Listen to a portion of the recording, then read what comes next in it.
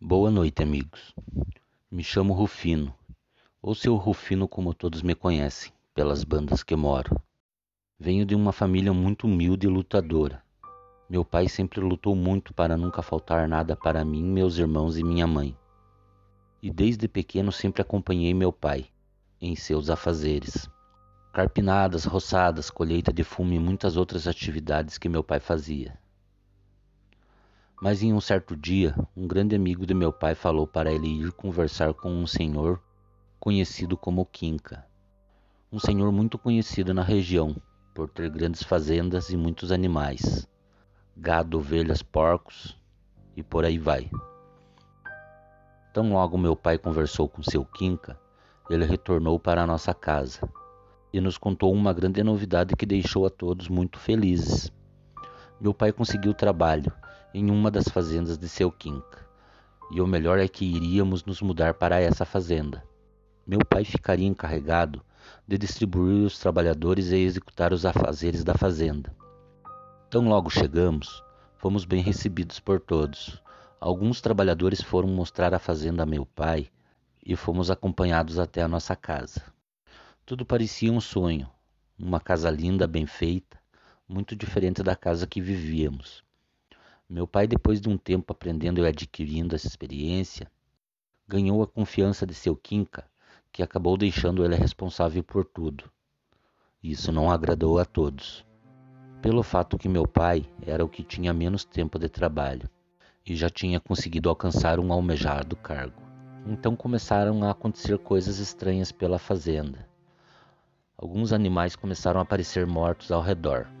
Meu pai e alguns homens faziam busca por tudo e não encontravam nenhum animal que pudesse estar matando os animais da fazenda. Nossa casa durante a noite era visitada por alguma coisa que parecia se arrastar pelo chão. Saíamos para olhar em volta e nunca encontrávamos nada. Meu pai falava que só poderia ser assombração.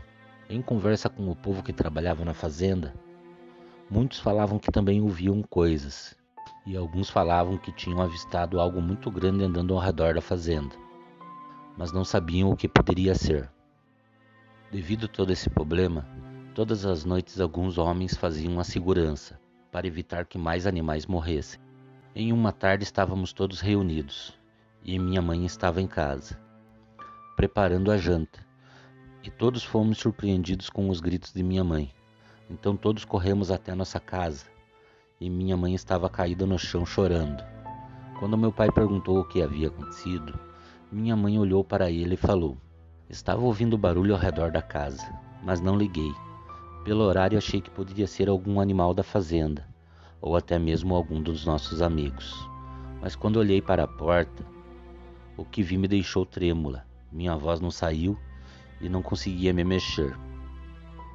Então aquilo foi adentrando bem devagar nossa casa e quando chegou perto de mim, pronunciou algumas palavras que eu não conseguia entender. Era um grande bode preto e tinha marcas pelo seu corpo todo. Essas marcas pareciam símbolos e números. E no momento em que gritei e caí no chão, aquilo sumiu na minha frente como uma fumaça negra. Todos ficamos muito apavorados, mas meu pai achou que minha mãe só podia estar vendo coisas, e falou que ninguém viu nada de diferente. Ficou um clima meio pesado em nossa casa, pelo fato de meu pai não ter acreditado em minha mãe. Passado alguns dias, as mulheres de outros trabalhadores também relataram que viram esse bode, e que ele estava rondando a nossa casa. Foi então que seu Quinca pediu para um padre ir até a fazenda e rezar por todos nós, pois acreditava que tudo era a obra do coisa ruim. Por alguns dias tudo voltou ao normal, mas não demorou muito para tudo voltar a acontecer. Todos ouviam ao cair da tarde gritos, muito longe dali, e esses gritos incomodavam muito os animais da fazenda. Cães, gatos e porcos ficavam tão agitados de uma forma que nunca tínhamos visto. Parecia que sabiam o que gritava. Cada noite que passava os gritos se aproximavam ainda mais. Então seu Quinca pediu a todos para deixar tudo apagado durante a noite. Nessa noite o que gritava na mata chegou até a fazenda, e a algazarra que aquilo fazia era horrível. Tivemos muitos animais mortos, e o povo da fazenda já estava assustado. Muitos queriam as suas contas e sair do trabalho. Seu Quinca pediu para todos terem calma e que de alguma forma isso iria se resolver.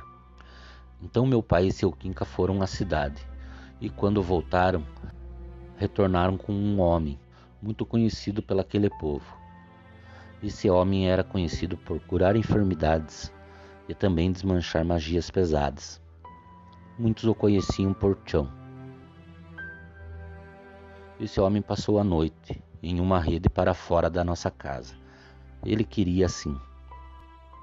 E durante a noite era possível ouvir aquilo mais uma vez se aproximando da fazenda. Quando aquilo chegou, aquele homem mandou que fechássemos tudo e não saíssemos para fora. E de dentro de casa ouvíamos aquele homem pronunciar palavras irreconhecíveis e aquela fera murmurar maldições sobre a nossa família.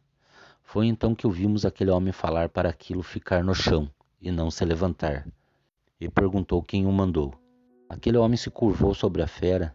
Aquela fera falou em alto e bom som que toda a nossa família tinha sido entregue a ela, e que não descansaria enquanto não nos matasse.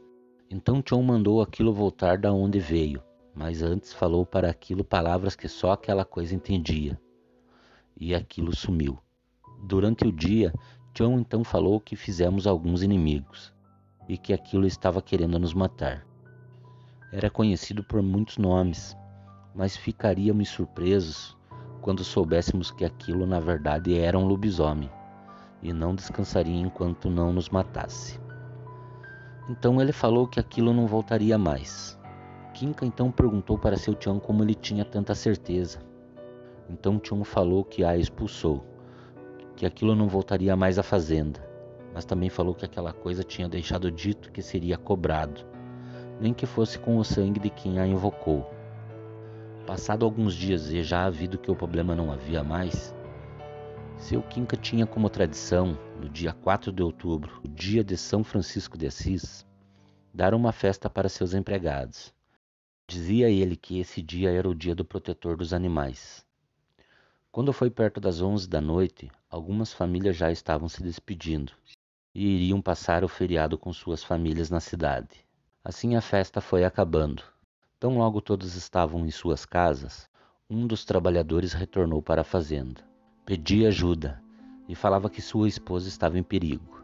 Todos retornamos até o local e seu carro estava dentro de uma valeta. No momento em que isso aconteceu, sua esposa saiu para ajudá-lo. Era uma rua que passava por entre uma densa mata, e no momento em que estavam fora do carro, escutaram barulho na mata.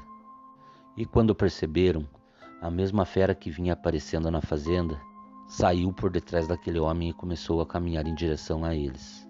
De imediato ele falou para sua esposa entrar no carro, mas acredito que o pânico tomou conta dela. Ao invés de entrar no carro, correu pela rua escura em direção à fazenda. Aquele homem nos contou que o lobisomem passou por ele, caminhando lentamente e o olhando, mas que em nenhum momento fez intenção de atacá-lo. E tão logo passou pelo homem, saiu em disparada, a mulher que correu pelas ruas escuras em direção à fazenda. Depois de algumas horas caminhando pelas ruas e não encontrando a esposa de nosso amigo, todos nós voltamos para a fazenda e somente durante o raiar do dia iríamos voltar para achar a esposa de nosso companheiro de serviço. Já pela manhã, e no local onde tudo aconteceu, entramos na mata para procurar a mulher. Muitos homens e mulheres acreditavam que aquela senhora já poderia estar morta. Depois de estarmos bem embrenhados na mata dentro, um dos homens achou vestígios de sangue e roupas em um carreiro que levava a um amontoado de árvores secas.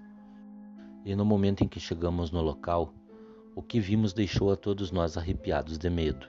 Tinha pedaços daquela senhora por todos os lados, até sobre os galhos secos das árvores. Parecia que aquela fera queria deixar um recado para todos. Depois de tudo isso acontecer, eu comecei a achar que aquela senhora foi quem acabou invocando aquela fera e fazendo coisas para mim e minha família. Mas como seu Tião falou, já que o lobisomem não conseguiu o que foi lhe prometido, a maldição acabou voltando para a pessoa que o fez.